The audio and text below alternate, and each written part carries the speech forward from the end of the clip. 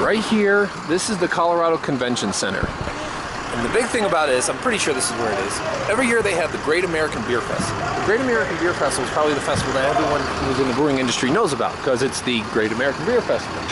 And every year, it's a madhouse. Thousands of people come, hundreds of breweries show up, thousands of beer. It's a fun time. It's not just beer, it's all things related to beer. It can be an absolute magnificent time and a party. There's just two flaws I see with it.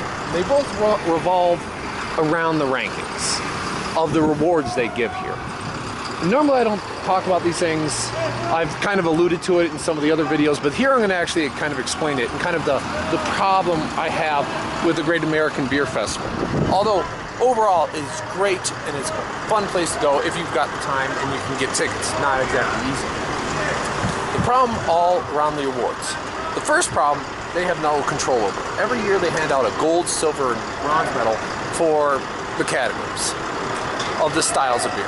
Now I'm not going to get into styles, and those are subjective on their own, so there's no reason to even get involved with it. The issue comes with the first one. Every year a gold medal is won by, or medals are won by a brewery that is using artificial colors and flavors in the beer that wins. That is not as difficult as making a beer using actual ingredients, and they don't even bother to do that. Now, this isn't their problem. They can't do anything about it. This is something the government should do to force brewers to tell whether or not they're using artificial flavors or colors. If they did that, I think you would see that they'd make other categories for breweries that do that. They don't bother telling people, which is an issue. And this is a government issue, which the government should fix. The other issue comes with how they do the judging. They do the judging through special professional tasters, they call them. Now, I'm not debating whether or not these are professional tasters. They could be. I just have the problem with the fact that they use a select group of what I would refer to as beer snobs. When it comes to a lot of the styles, they're very subjective in how you describe what the flavor is supposed to be. And that's the way it's supposed to be. Who's to say what's the best kind of chicken wing? Who's the best say chicken parmesan? These are very subjective, limited to the individual himself. I just reject the notion that a beer snob knows better than I am what a pale ale is supposed to taste like. They might be able to describe it. They may have a more descriptive category. They might be more able to identify some flavors. But that's just lunacy to think that they know better than the population. It's just ridiculous on any face that these people know more than what people do. Because really, when it comes down to it, none of the beers taste anywhere near when they were first brought up. None of the beers, the stouts, the porters, the pale ales, the black beers, the American ales, nothing tastes the same. They've all evolved over the years.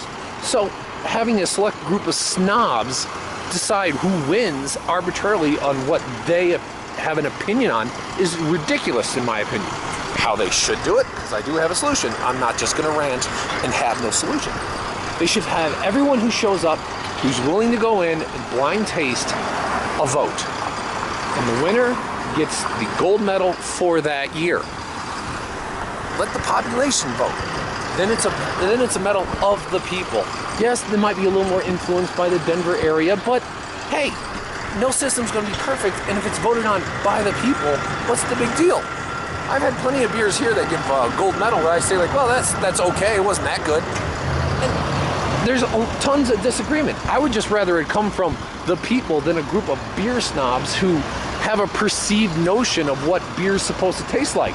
And besides, they can't taste the artificial colors and flavorings that some of these beers are actually using.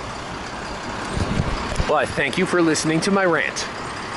And that is the Great American Beer Festival. Though overall, I have to admit, it's a great idea, it's a great party, and it's a fun time. And you should go.